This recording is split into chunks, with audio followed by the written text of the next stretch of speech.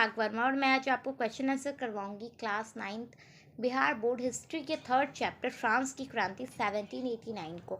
और ये chapter I hope आपको ऑलरेडी समझ आ चुका होगा, तो हम फटाफट इसके आंसर को देखते हैं। अति लघु में है कि फ्रांस में करों का बोझ सबसे अधिक किस पर था, तो इसका आंसर होगा कि फ्रांस में करों का बोझ सबसे अधिक साधारण वर्ग पर था। फिर है कि विश्व कोश के संपादक कौन थे, तो विश्व कोश के संपादक डेनियल डिड्रो थे। किसने कहा था 100 चूहों की अपेक्षा एक सिंह का शासन उत्तम है, तो वॉल्टेयर ने कहा था। फिर स्टेट जनरल का बैठक कब हुआ था, तो ये कब हुआ था, तो 1789 में हुआ था। इसको रहने दो, ठीक है। 1789 में स्टेट जनरल का बैठक हुआ था। उसके बाद सम्राट लुई को किस तिथि को फांसी दी गई थी, तो इनको 1793 में फांसी दी गई थी। फिर है नेशनल असेंबली के मताधिकार किसे दिया, तो नेशनल असेंबली ने 21 वर्ष की आयु के सभी नागरिकों को नेशनल असेंबली में मताधिकार दिया था। उसके बाद महिलाओं एवं नागरिक अधिकार घोषणा पत्र किसने जारी किया था, तो 1791 में ये ओलंपे डी गोजेस ने महिला नागरिक अधिकार घोषणा पत्र जारी किया था। उसके बाद आगे बढ़ते हैं हम लघु उत्तरीय प्रश्न की तरफ। यहाँ पे हमें फ्रांस की क्रांति के समय समाज कितने भागों में बटा था और तीसरे वर्ग के लिए हमें परिचय देना है। तो यहाँ पे आप देखो कि यहाँ 3 भागों में समाज बटा हुआ था, पादरी वर्ग, कुलीन वर्ग और साधारण वर्ग। साधारण वर्ग में जनता पर करों का बोझ सबसे अधिक था। उसकी स्थिति बहुत दयनीय थी क्योंकि राज्य के अतिरिक्त उन्हें पादरियों और कुलीनों को भी कर देना पड़ता था, कर्नियंस टैक्स, ठीक है। उसके बाद है कि फ्रांस की क्रांति में रूसों का क्या योगदान था, तो फ्रांस की क्रांति में रूसों का योगदान बहुत ही महत्वपूर्ण था। रूसो फ्रांस में सबसे बड़े दार्शनिक थे, जहाँ कि वे लोकतंत्रात्मक शासन व्यवस्था का समर्थन भी करते थे। उन्होंने ही जनमत को सर्वशक्तिशाली माना था। उनका मानना था कि मनुष्य स्वतंत्र पैदा हुआ है और वह हर जगह जंजीरों में जकड़ा हुआ है।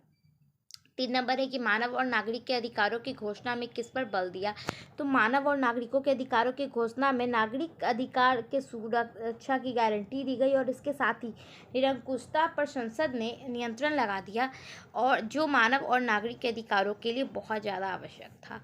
उसके बाद 4 नंबर है कि अमेरिकी स्वतंत्रता संग्राम में फ्रांसीसी क्रांति को कैसे प्रभावित किया, तो इसके आंसर आप देख लो। देखो, अगर मैं ऐसे क्वेश्चन आंसर बोल बोल कर बताऊं तो इससे ऐसा तो है नहीं कि आपको चैप्टर समझ में आ जाएगा, बट ये वीडियो बहुत लंबा हो जाएगा।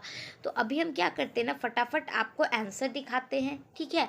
और अगर आपको कोई क्वेश्चन पे डाउट है या फिर किसी और भी चैप्टर के क्वेश्चन को, कोई और सब्जेक्ट के ही, ठीक है, तो वो आप हमें कमेंट करोगे तो वो मैं आपको बोलकर अच्छे से समझा दूँगी। और आप हमारे चैनल को सब्सक्राइब कर दो।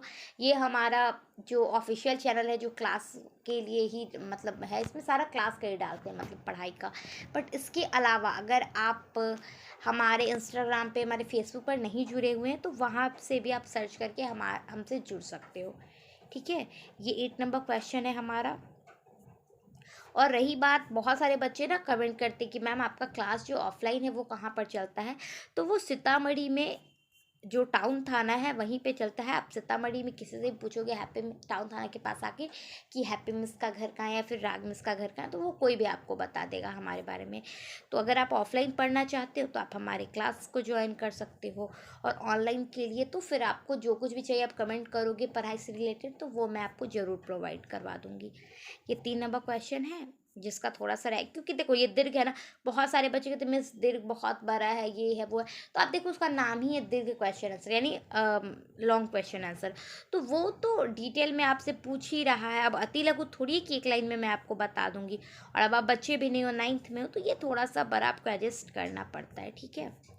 बट ये अगर आप सिर्फ पॉइंट याद करोगे तो वो आपको हो जाएगा, ऐसा नहीं कि आपको लाइन बाई लाइन याद करने पड़ेंगे। और ये हमारा रहा 6 नंबर क्वेश्चन। और उसके बाद 7 लास्ट बट नॉट लीस्ट, ये हमारा लास्ट क्वेश्चन है इस चैप्टर का। और अगर आपको कुछ भी, मैं ऑलरेडी 3 बार बोल चुकी हूँ, तो आप हमें कमेंट ज़रूर कर दीजिएगा। Bye bye, take care.